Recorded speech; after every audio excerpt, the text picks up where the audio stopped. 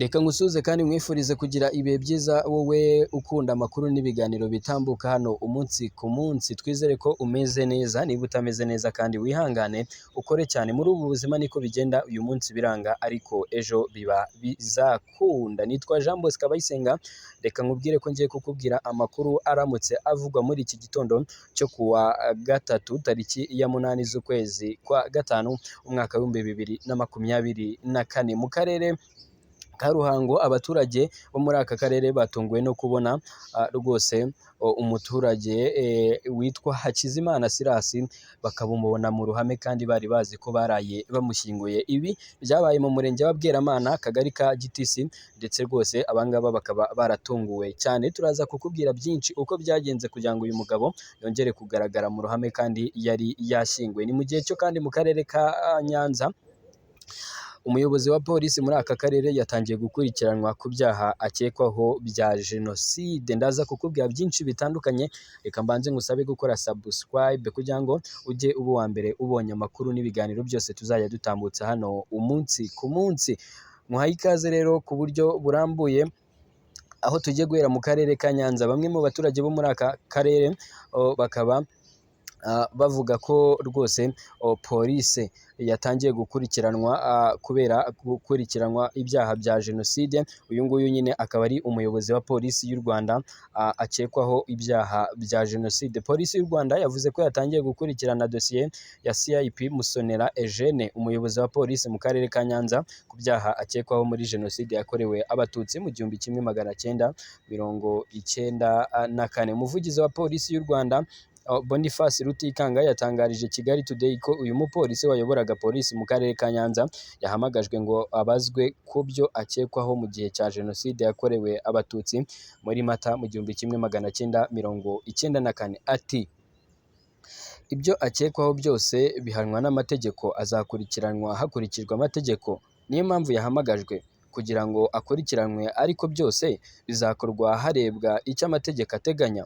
Umwe mu bahaye amakuru Kigali Today utashatse ko amazina ye ashyirwa mu itangazamakuru avuga ko CIP Musonera avuka mu karere ka Nyanza mu murenge wa Mukingo, akagari ka Mpanga.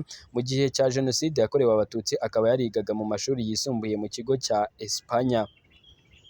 Uruhare rwa CIP Musonera muri jenoside yakorewe abatutsi ni ugusahura imitungo, kandi inkiko gacaca zikaba zaramuhamije icyo cyaha agasabwa no kwishyura ayo mafaranga, ariko ntabyo yigeze akora. Amakuru y'uruhare rwe yasakaye cyane ubwo yahabwaga izi nshingano zo kujya kuba umuyobozi wa polisi muri aka karere ka Nyanza mu gikorwa cyo kwibuka ku nshuro ya 30 jenoside yakorewe abatutsi cyabereye ku rwibutso rwa jenoside yakorewe abatutsi rwa Busasamana ruri ku Rwesero mu karere ka Nyanza. CIP Musonera ni umwe mu bayobozi bashyize indabo ku rwibutso aharuhukiye imibiri y'abatutsi bishwe mu 1994.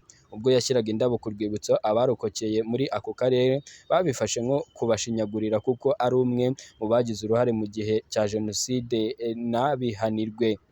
Mu mwaka w'1997 nibwo CIP Musonera yari OPG. Mu mwaka wa 2000 ahita yinjira mu gipolisi cy'u Rwanda kugeza na n'ubu ngubu.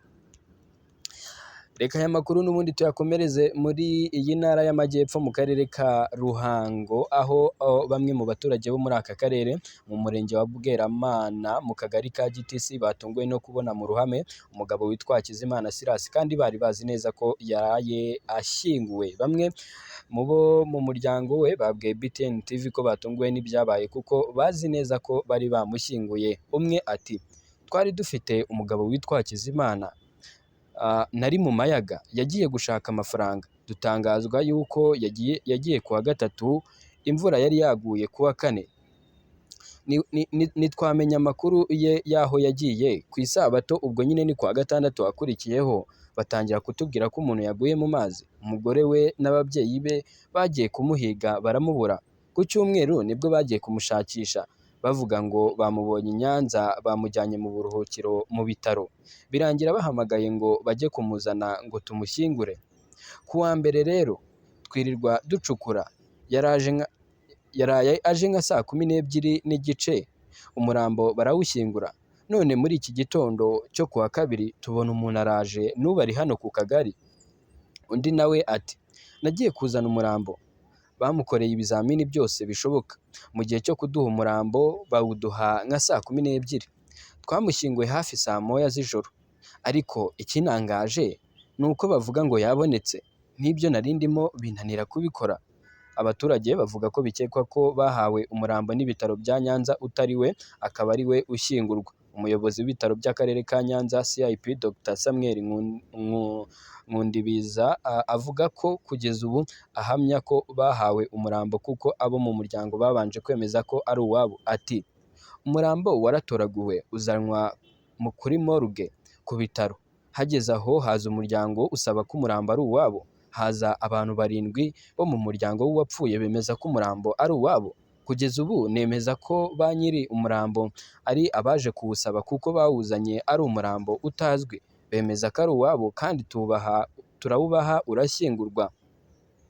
Umuyobozi wungirije w'akarere ka Ruhango ushinzwe imibereho myiza Mukangenzi Alphonsine avuga ko inzego zitandukanye zatangiye gukurikirana iki kibazo. Ati igihari ni uko inzego zatangiye gukurikirana kiriya kibazo. Abaturage baribaza niba barahawe umurambo utari uwabo cyangwa niba ari igitangaza cyabaye, uyu mugabo akaza kuzuka nyuma y'umunsi umwe apfuye.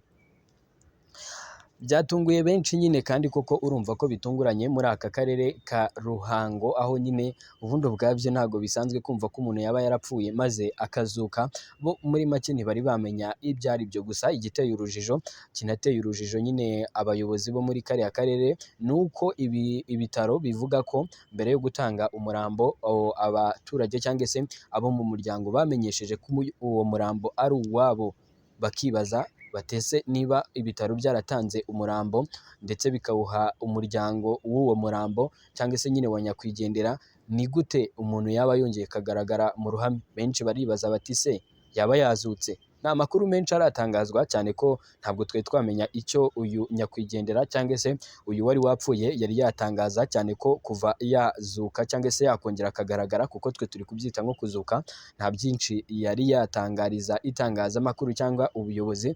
Gusa ubuyobozi bw'akarere ka Ruhango nk'uko byatangajwe n'umuyobozi wungirije w'aka karere, ubuyobozi nyine bwatangaje ko iki kibazo gikomeje gukurikiranwa ndetse ko vuba aha baraza kuba batangaje verisiyo yabo cyangwa se batangaje ukuri kuri iki kibazo. Ni ibintu bitangaje biri kubera nyine mu karere ka Ruhango, aho bamwe batabyumva abandi bakabyumva bakavuga bati ni igitangaza cy'Imana nyine ubwo yazutse, ariko nyine reka dutegereze turebe ese azagira icyo atangaza. Twebwe nka Iris Rwanda TV turahari kugira ngo umenye byinshi bigezweho, umenye ibizaba bigezweho. Njye nitwa Jean Bosco Abayisenga, kora subscribe tujye tubana umunsi ku munsi mu biganiro byose bitambuka hano.